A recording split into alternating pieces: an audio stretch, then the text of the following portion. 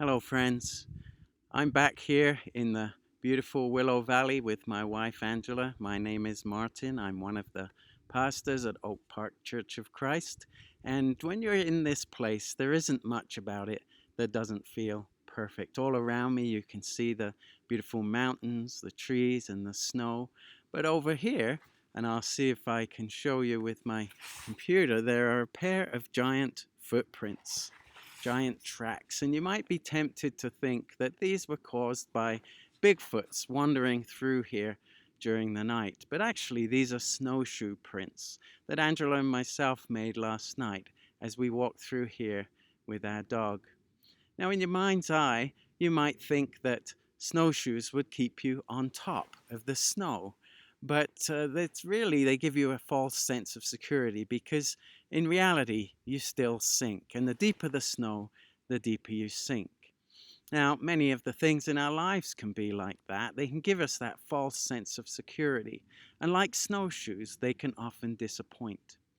Human health can prove to be fragile. The value of our financial nest egg can drop overnight, and like a rug, a job can be pulled from under us, and the familiar routine of what we thought we would do tomorrow can quickly go out the window. Now, the instability of snow is a lot like the sand that Jesus talked about in Matthew chapter 7 with the wise and foolish builders. The wise builder built his house on the rock, and when a storm came with its rain, wind, and floods, the house stood. But there was also a foolish builder who built his house on the sand, and when the same storm came, his house came crashing down. Now, the interesting thing about this parable is that the very same storm hit both houses. Building on a rock did not prevent the house from being hit by the storm.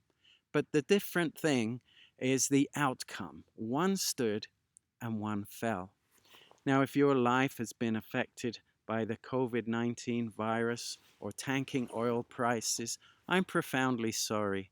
I don't think there's anyone in Alberta who is not going to feel the effects of the storm. It's a bad time in many ways, but it is also a good time to make sure our house is built on the rock. So why don't you join me today in picking up a New Testament?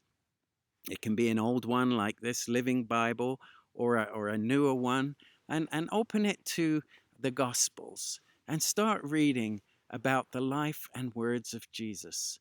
These things, how Jesus lived and the things that he said, can help to strengthen the foundation of our lives. And when we do this, you and I do this together, we can weather the storm because our houses will be built on the rock. Thank you for joining me today, and may the God of hope give you peace.